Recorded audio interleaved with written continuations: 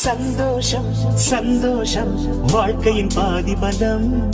சந்தோஷம் இல்லை என்றால் மனிதர்க்கு ஏது பலம்? புயல் மையம் கொண்டால் மழை மண்ணில் உண்டு. எந்த தீமைக்குள்ளும் சிறு நன்மை உண்டு.